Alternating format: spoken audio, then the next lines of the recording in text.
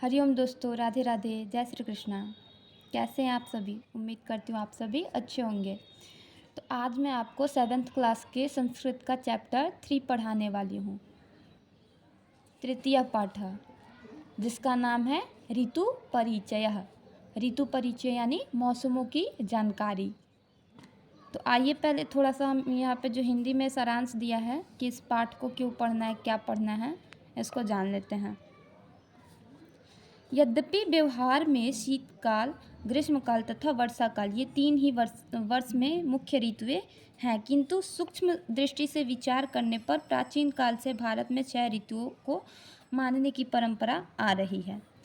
ऐसे तो अगर हम देखें तो हमारे मुख्य रूप से 3 ही ऋतुएं पाई जाती हैं हमारे देश में, लेकिन अगर हम थोड़ा सूक्ष्म रूप से विचार करें तो हम देखते हैं कि हमारे भारत में प्राचीन काल से 6 ऋतुओं को मानने की परंपरा चली आ रही है। और वो 3 ऋतु कौन कौन सी होती हैं जो मुख्य रूप से मानी जाती है?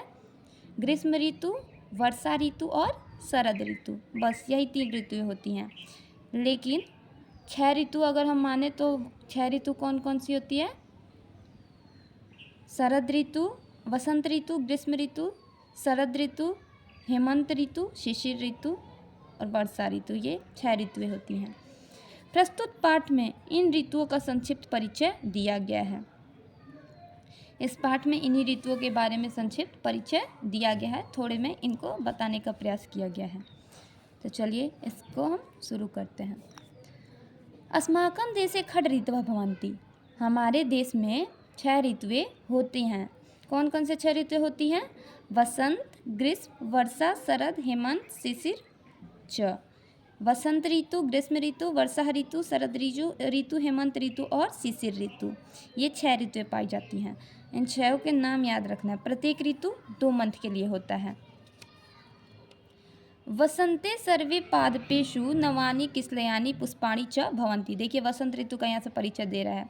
वसंत ऋतु में क्या होता है? सभी पेड़ पौधे पे नए नए पत्ते तथा नए नए फूल आ जाते हैं, नए नए फूल होते हैं। सर्वत्र शोभना समय नाति शीता नाति तापः। सभी जगह जो ये है, ये समय जो है वो बहुत ही शोभनम लगता है, बहुत ही रुचिकर लगता है, मन को मोहने वाला होता है। क्यों? क्योंकि इस समय ना तो ज़्यादा गर्मी होती है और ना ही ज़्यादा ठंडी होती है। कोकिला नाम मधुर स्वर राजते, और जो कोयल है वो मधुर स्वर में बोलती है। ग्रीष्मे सूर्यस्य तापः प्रखर भवति। ग्रीष्म ऋतु में सूर्य का ताप जो है वो तेज होता है।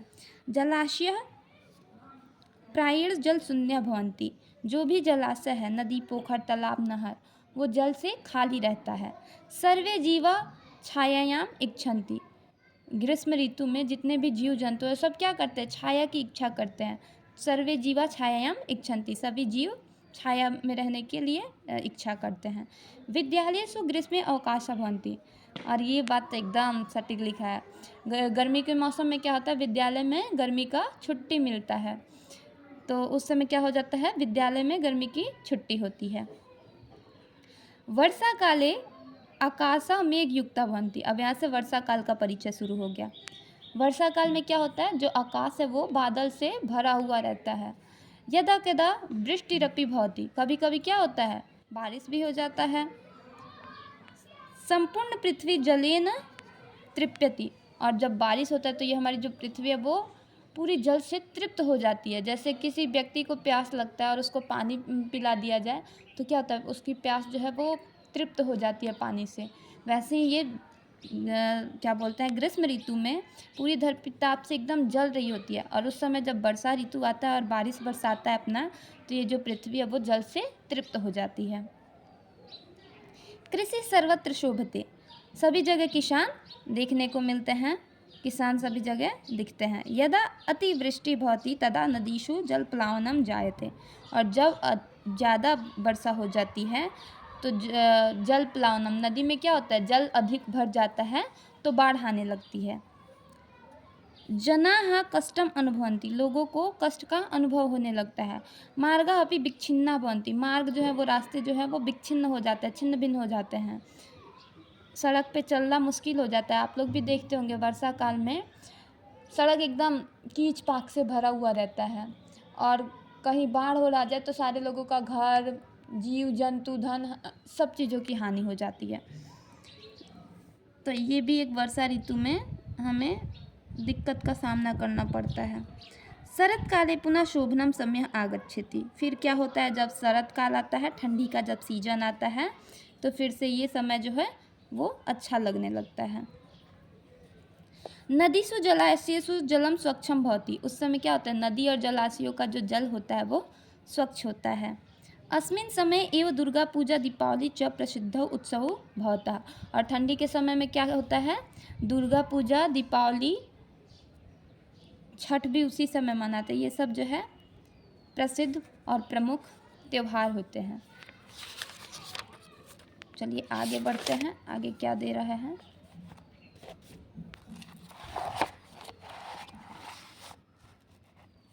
आप लोग वीडियो को लाइक कमेंट कर दिया कीजिए, सब्सक्राइब कर लीजिए, ताकि आपको मेरा सारा चैनल जो भी मैं अपने चैनल पे डालती हूँ उसका नोटिफिकेशन जाए और आप लोग देख पाएँ।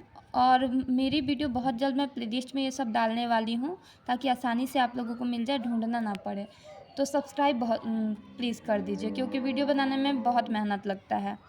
ऐसे नहीं है कि बस कुछ भी बना दिया हो गया, तो आप लोग समझ सकते हैं। तो थोड़ा लाइक सब्सक्राइब भी कर दिया कीजिए। हेमंते शीतस्य आरंभः भवति। हेमंत ऋतु में क्या होता है, शीत का आरंभ होता है। जैसे ही शरद ऋतु खत्म होती है, मतलब ठंडी जब लगना शुरू होता है, उसको हम शरद ऋतु बोलते हैं। लेकिन ठंडी के सीज़न में जब कुहासे आने लगते हैं तो वो हेमंत ऋतु हो जाता है। जब कुहासों का आरंभ होता है वो हेमंत ऋतु में आ जाता है। सूर्यस्य किरणः रोचन्ते। उस समय क्या होता है, सूर्य का जो किरण है वो हमें बहुत अधिक प्रिय लगता है, रुचिकर लगता है। धान्यम क्षेत्रेषु पक्वम भवति। खेतों में धान जो है वो पक जाते हैं। कृषका तेन प्रसन्ना भवन्ति। जब खेत में धान पक जाएंगे तो किसान लोग क्या होंगे, प्रसन्न हो जाएंगे, खुश हो जाएंगे, क्योंकि फसल ही उनके लिए सब कुछ होता है। शिशिरे शीतस्य अधिक्यम भवति। शिशिर ऋतु में क्या होता है, शीत जो है वो अधिक हो जाता है। जब आप लोग देखते हैं बहुत अधिक कुहासा रहता है, 2-2, 3-3, 4-4 दिन तक सूर्य का किरण निकलता ही नहीं है, सूर्य दिखाई ही नहीं देते हैं, तो वो कौन सा ऋतु होता है, वो शिशिर ऋतु होता है। शीत का जब आरंभ होगा, थोड़ा थोड़ा शीत आना शुरू होगा, तो वो हेमंत ऋतु हो जाएगा। लेकिन जब अत्यधिक शीत होने लगेगा, सूर्य का प्रकाश दिखाई नहीं देगा, तो वो शिशिर ऋतु कहलाता है। सूर्य से किरण अपि यदा कदा तुषारै लुप्ता भवति। उस समय जो सूर्य का किरण है कभी कभी दिखाई देता, नहीं तो गायब रहता है। निर्धना जना शीतेन पीड़ितम अनुभवन्ति। जो गरीब लोग हैं वो ठंडी के दिन में शीत से बहुत ज़्यादा पीड़ित रहते हैं। यत्र तत्र अग्नि प्रज्वलित सेवितश्च भवति। तो उस समय क्या करते हैं, जहाँ तहाँ आग जला करके तापते हैं। सर्वेषु ऋतुषु वसंत राजा कथ्यते। सभी ऋतुओं का राजा किसे कहा जाता है, वसंत को कहा जाता है। क्यों कहा जाता है, क्योंकि ना तो इस ऋतु में ज़्यादा गर्मी होती है, ना ज़्यादा ठंडी होती है, पेड़ पौधे सब पे नए नए फल फूल लगे रहते हैं, कोयल उस समय मधुर स्वर में गाती है, सारे लोगों को ये ऋतु अच्छी लगती है। ग्रीष्म वर्षा शरच्चैव हेमंतो शिशिरम तथा तेषु सर्वेषु राजायां वसंतो मोददायकः। ग्रीष्म ऋतु, वर्षा ऋतु, शरद ऋतु, हेमंत ऋतु और शिशिर ऋतु, इन सभी ऋतुओं का राजा कौन है, वसंत ऋतु। और वसंत ऋतु आनंददायक होता है। तो ये था हमारा लेसन 3, जिसका नाम था ऋतु परिचय। इस तरह ये ख़त्म होता है। अब इसका शब्दार्थ यहाँ पे दिया हुआ है, तो शब्दार्थ आप लोग सेल्फ स्टडी कर सकते हैं, क्योंकि सारा इधर अर्थ लिख दिया गया है। ठीक है, तो चलिए क्वेश्चन आंसर पर चलते हैं। तो यहाँ पे मौखिक प्रश्न पहले दिया हुआ है। मौखिक प्रश्न मैं बता देती हूँ, खुद से आप इसको कर लीजिएगा। अस्माकम अधोलिखितानां पदानां उच्चारणं कुरु। यानी कि जो पद दिए हुए हैं उनको पढ़ना है। अस्माकम, अस्माकम मतलब होता है हमारा। इच्छन्ति यानी कि इच्छा करना। वृष्टिरपि वर्षा होती है। तृप्यति, तृप्यति यानी संतृप्त होते हैं। जल प्लावनम, जल बहने लगता है। शरद काले, शरद ऋतु का समय। तुषारहि, तुषारहि अभी हमने इधर देखा था, तुषारहि का अर्थ क्या होता है। तुषारहि यानी ओस के कण, जिसको हम कुहासा या शीत बोलते हैं। प्रज्वलितः यानी जलता है। सेवितश्च, सेवितश्च का अर्थ देख लेते हैं। सेवितश्च मतलब सेवा करना होता है, लेकिन यहाँ पे क्या दिया है एक बार इसको मैं कंफर्म करती हूँ। सेवितश्च सेवितश्च सेवितश्च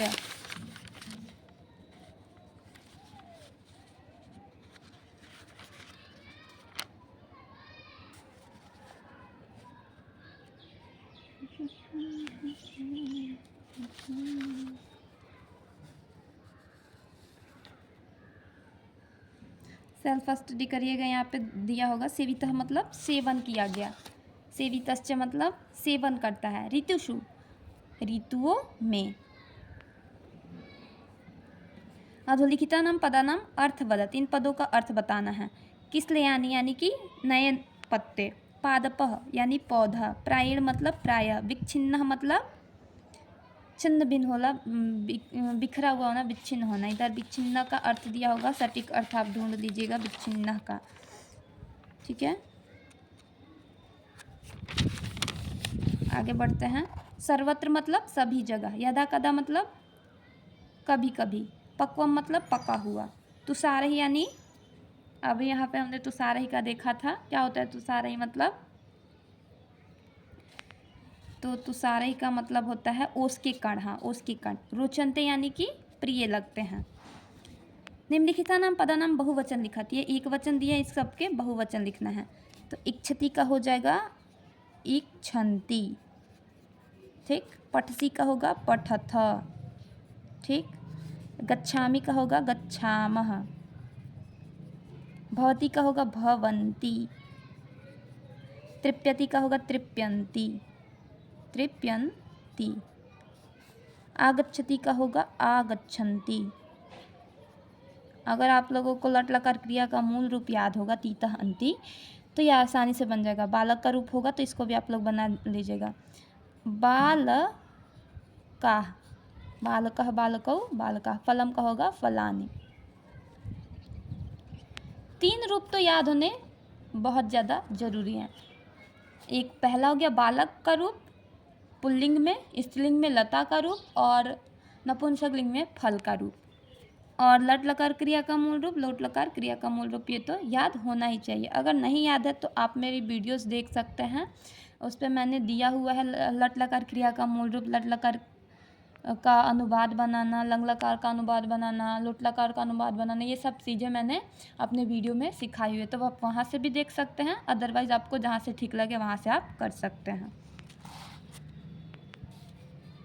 अब लिखित प्रश्न यहाँ से शुरू हो जाता है। कोष्टकात् शब्दम चित्वा रिक्त स्थानानि पूरयत।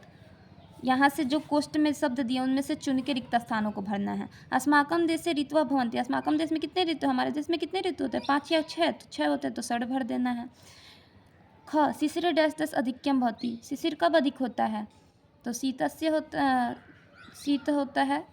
शिशिरे शीत का अधिकता होता है, शीत का अधिकता शिशु ऋतु में पाया जाता है। सर्वेषु ऋतुषु राजा कथ्यते। सभी ऋतुओं का राजा किसे कहते हैं, बसंत को कहते हैं। डैश डैश स्वर मधुर भवति। किसका स्वर मधुर होता है, कौवे का या कोयल का, तो कोयल का होता है, कोयल भर देंगे। हेमंत डैश डैश आरंभ भवति। हेमंत में किसका आरंभ होता है, ताप का कि शीत का, शीत का आरंभ होता है तो शीत भर देंगे। मिलान करना यहाँ पे देख लीजिए आप लोग। कोकिलः मधुर स्वर। कोयल का क्या होता है, मधुर स्वर होता है। वैसे ही वर्षा कालः जल प्लावनम। वर्षा काल में जल बहने लगता है। ऋतु राजा वसंत। वसंत को क्या कहते हैं, सर्वेषु ऋतुषु राजा कथ्यते। खड़ खड़ यानी ऋतवा, 6 ऋतुए। अग्नि प्रज्वलितः। हो गया, इधर आइए। निम्नलिखिता नाम प्रश्नानां उत्तरम पूर्ण वाक्येन लिखत। निम्नलिखित प्रश्नों के उत्तर पूरे वाक्य में लिखना है। अस्माकं देशे कति ऋतवः भवन्ति, तो अस्माकं देशे खड ऋतवः भवन्ति। बस यहाँ पे षड, कति के जगह पे षड लगा के पूरा लाइन जो है डिट्टो वैसे का वैसे लिख देना है। कदा सूर्य से तापः प्रखरः भवति, तो यहाँ पे कदा के जगह पे लिख लेना है कब सूर्य का ताप जो है प्रखर होता है, तो ग्रीष्म ऋतु में। बस यहाँ पे ग्रीष्म लिखना है। ग्रीष्म सूर्य से तापः प्रखरः भवति। बाकी लाइनें डिट्टो एकदम छाप देना है। विद्यालयेषु अवकाशः कदा भवति, तो विद्यालयेषु अवकाशः ग्रीष्म भवति। ग्रीष्म ऋतु में विद्यालय में अवकाश होता है, तो यहाँ पे ग्रीष्म लिख देना है। संपूर्ण पृथ्वी केन तृप्यति, पूरा पृथ्वी कब तृप्त हो जाता है, तो जब वर्षा ऋतु आती है, वर्षा ऋतवः, संपूर्णा पृथ्वी वर्षा ऋतवा तृप्यति। शीतस्य आरंभ कदा भवति, शीत का आरंभ कब होता है, तो शीतस्य आरंभ हेमंतः भवति, हेमंतः भवति। समझ में है? चलिए आगे बढ़ते हैं। उदाहरण अनुसार लिखत, देखिए यहाँ पे जैसे एक वचन दिया है भवति और बहुवचन भवंती, वैसे ही उदाहरण के अनुसार इन सब शब्दों को भी लिखना है। तो आगच्छति, आगच्छन्ति, आगच्छति का क्या होगा, आगच्छन्ति। इच्छति का इच्छन्ति, तृप्यति का तृप्यन्ति, वदसि का वदन, वदसि दिया ना, वदथ, ददामि का ददामः, करोषि का कुरुथः, कुरुथा होता है करोषि का, गच्छामि का गच्छावः, गच्छामः, अच्छामः, कथ्यते का कथ्यन्ते, कथयन्ते। अर्थ इसका बता दूं, भवति मतलब होता है, भवन्ति मतलब होते हैं, आगच्छति मतलब आता है, आगच्छन्ति मतलब आते हैं, इच्छति मतलब इच्छा करते हैं और इच्छन्ति इच्छा करता है, और इच्छन्ति मतलब इच्छा करते हैं, तृप्यति मतलब तृप्त होता है और तृप्यन्ति मतलब तृप्य होते हैं, वदसि मतलब, वदसि मतलब बोलते हैं और वदथा मतलब, वदसि मतलब बोलते हो और वदथा मतलब बोलते हैं, ददामी मतलब देते हैं और ददामह मतलब देते हैं, ददामी का अर्थ होता है देता हूँ और ददामा मतलब देते हैं, करोषि मतलब करता हूँ और कुरुथा मतलब करते हैं, गच्छामी मतलब जाता हूँ और गच्छामो मतलब जाते हैं, कथ्यते मतलब कहते हैं, कहता, कथ्यते का अर्थ होता है कहता है और कथ्यन्ते मतलब कहते हैं। क्लियर हुआ? अब देखिए यहाँ पे क्या करना है। लिखत आम, आम का अर्थ होता है हाँ, और आम मतलब आप लोग ये मत समझ लीजिएगा अभी आम का सीजन चल रहा है खाने वाला आम, वो आम म हलंत नहीं होता, वो पूरा म होता है, लेकिन यहाँ पे म हलंत है, इस बात का ध्यान रखिए। आम का अर्थ होता है हाँ और अथवा, न का अर्थ होता है नहीं। ठीक है, तो जो वाक्य सही लगे उसके सामने आम लिखिएगा और जो गलत लगे न लिखिएगा। ठीक है, अस्माकम जैसे खडऋत्वा भवन्ति, तो ये वाक्य सही है वाक्य, तो यहाँ पे आम लिखा हुआ है। वैसे ही विद्यालय से हेमंते अवकाशः भवन्ति, विद्यालय में हेमंत के ऋतु में छुट्टी मिलती है, नहीं ना, तो गलत है तो न लिखना है। वसंते शीतस्य आरंभः भवति, वसंत ऋतु में शीत का आरंभ होता है, मैंने तो ऐसा पढ़ाया नहीं और ना ही बुक में ऐसा लिखा है। कब होता है? हेमंत में होता है, तो ये वाक्य भी गलत है, तो इसके लिए भी आप न लिखिएगा।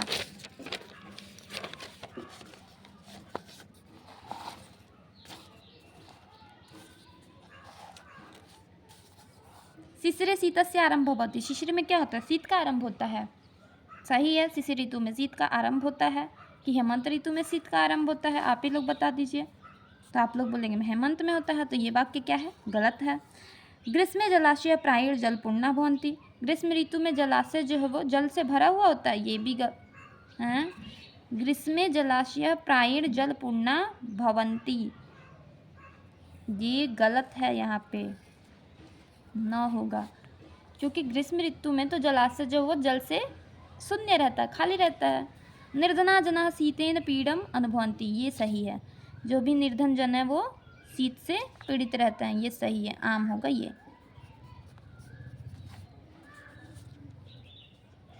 उदाहरण अनुसार मध्य पुरुष रूपाणी लिखत, उदाहरण के अनुसार मध्यम पुरुष रूप लिखना है। ठीक है ना, जैसे पठती दिया है तो पठसी, गच्छति दिया है तो गच्छसी,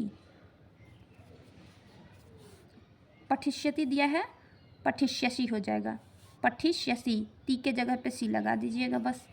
कथ्यति दिया है कथ्यसि, कथयसि, कथयसि। गच्छतः दिया है गच्छथः, गच्छथः। पठन्ति दिया है पठथ, पठथ हो गया।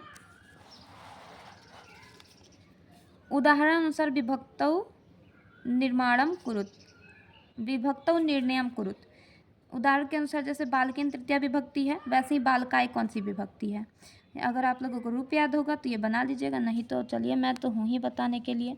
तो बालक का आप लोग रूप अगर याद हो तो पढ़ के देख लीजिए कौन सा रूप विभक्ति आ रहा है। तो बालकः बालकौ बालकः प्रथम, बालकम बालकौ बालकान, बालकीन बालकाभ्याम बालकै बालकाय चतुर्थी विभक्ति। आप लोगों के लिए पढ़ रहे हैं, नहीं तो मैं तो ऐसे ही लिख दूंगी, फिर बोलेगा कहाँ से ये आ गया, समझ में ही नहीं आया। नदी नाम, तो बालका नाम, नदी नाम, नदी नद्यौ नद्यः, तो ये होता है हमारा नदी नाम षष्ठी विभक्ति बहुवचन। गृहेषु सप्तमी विभक्ति बहुवचन। वृक्षहि तृतीया विभक्ति बहुवचन। लताया चतुर्थी विभक्ति, लता लते लता लताम लते लता, लताया लताया लताया लताभ्याम लताभि, लतायै, ये होगा तृतीया विभक्ति। कंप्लीट। अभी कहाँ, अभी तो ये भी है ना। उदाहरणानुसार वचन निर्णयम कुरुत, उदाहरण के अनुसार वचन का निर्णय करना है। यहाँ पे तो विभक्ति का निर्णय था, अब यहाँ पे वचन बताना है। जैसे नद्यौ द्विवचन है, लता, तो लता लतौ लता बहुवचन, बहुवचन। लताभि, ये भी बहुवचन है, तृतीया बहुवचन है। बालकेषु, ये भी बहुवचन है, सप्तमी बहुवचन। भवनात्, प्रथम भवनात् है ये पंचमी विभक्ति एक वचन। पुरुषः एक वचन। हो गया कंप्लीट। तो कैसा लगा आज का सेशन? अगर अच्छा लगा हो तो वीडियो को प्लीज़ लाइक करिएगा और कमेंट करिएगा, जिससे मेरा हौसला बढ़े और मैं आप लोगों के लिए ऐसे ही अच्छे अच्छे वीडियो बनाते रहूं। Thanks for watching my video. धन्यवाद और जय श्री कृष्णा सभी को।